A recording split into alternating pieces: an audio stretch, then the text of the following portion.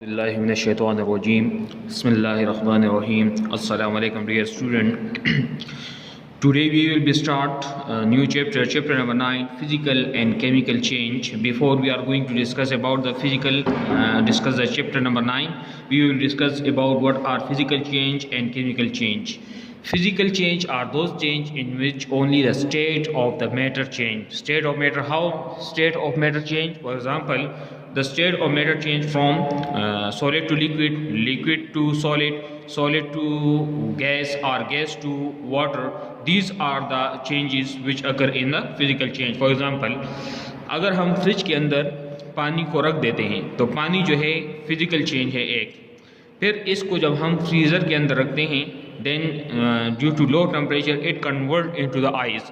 So physically it change from liquid state to solid state, but chemical change will be same. There is no chemical change occur.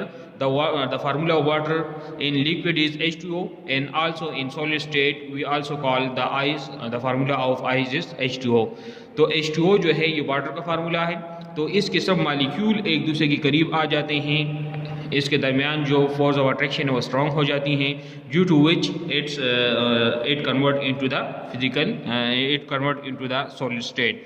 And if we heat it this water, और अगर हम इसी पानी को दोबारा heat करते हैं, so the physical change, the liquid change of water is convert into vapour change और स्टीम चेंज. तो ये कन्वर्ट बॉइलिंग स्टार्ट कर देता है, बॉइलिंग के बाद ये वेपर में कन्वर्ट हो जाता है. तो ये भी फिजिकल चेंज है, लेकिन इसका फार्मूला जो है वेपर में भी H2O होगा. कोई दूसरा मालिक्यूल आकर, कुछ दूसरा एटम आकर इसके साथ रिएक्शन नहीं करता, इससे कोई नई चीज़ नहीं बनाता. तो इसकी जो प्रॉपर्टीज़ होंगी वो गैस में भी वही हैं, वाटर में भी वही हैं, और सॉलिड जब आइस में कन्वर्ट हो जाता है तब भी ये सेम होती हैं. इसको हम कहते हैं फिजिकल चेंज. फिजिकल चेंज में हम एक स्टेट को दूसरे स्टेट में चेंज करते हैं. फिजिकल स्टेट का मतलब ये है then we convert anything into liquid, solid और gas. This are the physical state of anything. So how many state of physical change? There are 3 state of physical change. First is water, liquid, solid and gas, and these are the 3 state of matter. Matter को हम इन 3 physical state में change कर सकते हैं. एक है liquid, दूसरा है solid, सॉलिड आइस की फॉर्म में होता है, एंड थर्ड वन है वेपर्स और गैसेस, जिसमें वेपर्स मर जाते हैं, मालिक्यूल एक दूसरे से दूर हो जाते हैं due to heating. Now we are discuss about the chemical change. Chemical change are those changes in which new compounds are form. नया कंपाउंड बनता है, नया एलिमेंट बनता है, जिसमें एटम्स की जो कंपोजिशन होती है वो चेंज होती है. In physical change there is no change in the composition. Composition कहते हैं बनावट को, उसकी बनावट में चेंज नहीं आएगी. सिंपल मालिक्यूल एक दूसरे के करीब आ जाएंगे या दूर चले जाएंगे. But in chemical change the composition of the matter will be change. For example we react oxygen and hydrogen. अब हम पानी बनाते हैं, लेकिन पानी में हाइड्रोजन और वाटर मौजूद है. अब हाइड्रोजन की अगर हम फिजिकल स्टेट देख लें सिर्फ हाइड्रोजन की, तो ये गैस की फॉर्म में है और इसको आग लगती है. ऑक्सीजन की अगर हम फिजिकल स्टेट को चेंज देख लें, तो जो ऑक्सीजन है ये भी गैस है और आग को जलाने में मदद देती है. जब हम इन दोनों को रिएक्ट करते हैं केमिकल लेबॉर्ट्री में, when we react these two items in a chemical laboratory in a vacuum hood, जहाँ पर हम रिएक्शन करते हैं लेबॉर्ट्री के अंदर, उसे वैक्यूम हुड कहा जाता है. So they are convert into another compound. तो ये एक न्यू कंपाउंड में कन्वर्ट हो जाएगा. अब हाइड्रोजन का जो केमिकल फार्मूला है वो H है, ऑक्सीजन का जो केमिकल फार्मूला है वो O है.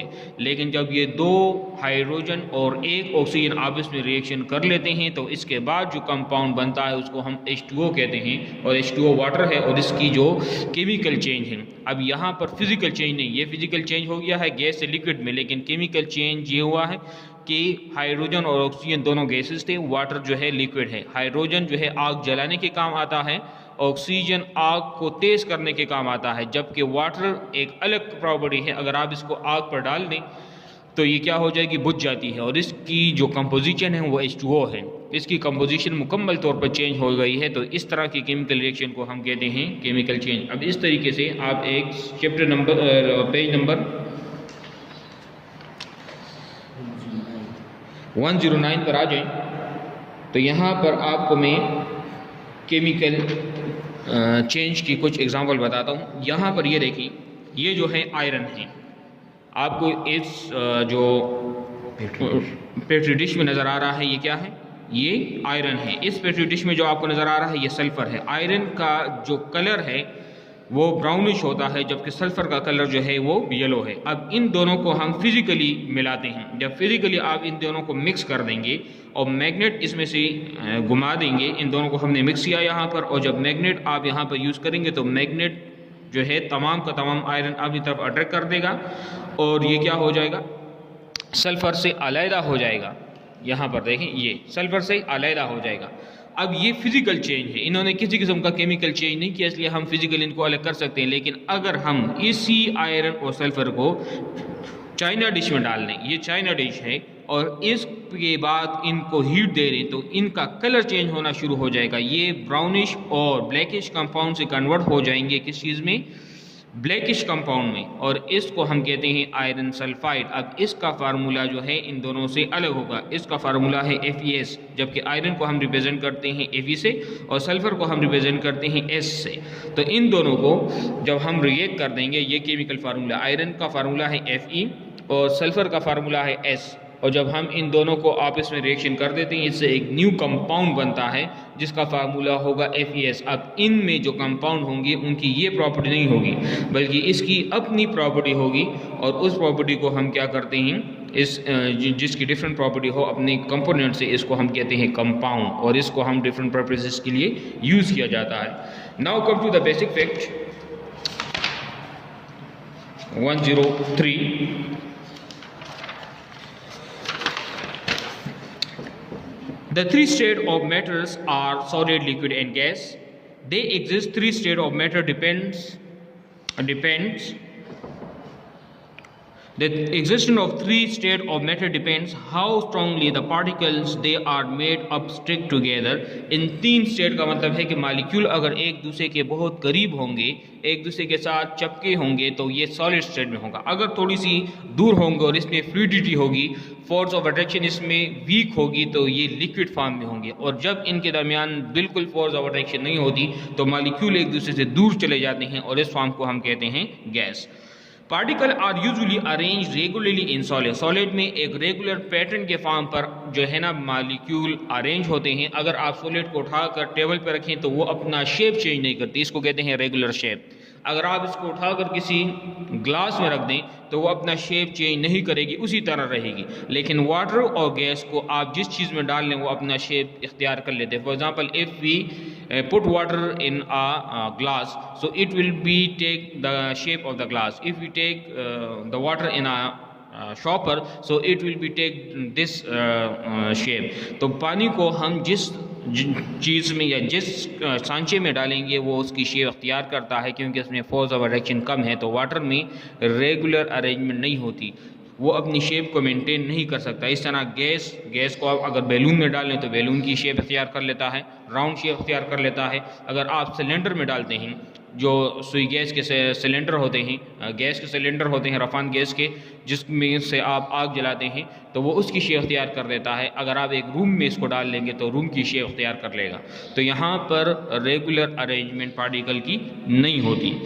In physical change no new substance is form. As I told you, physical change में किसी किस्म का न्यू सब्सटेंस फॉर्म नहीं होता, सिंपली अपनी शेप को चेंज कर देता है। It can convert his shape from liquid to solid, solid to gas, and gas to solid.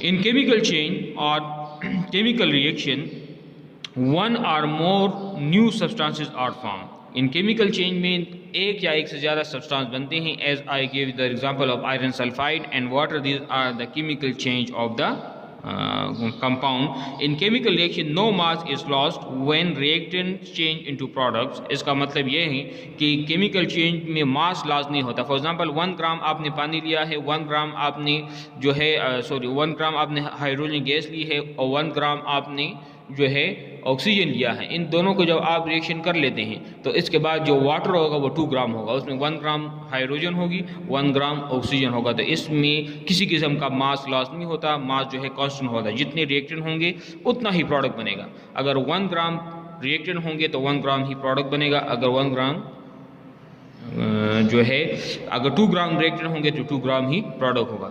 So we will be discuss this chapter in online class in detail. So thank you for watching. Allah Hafiz.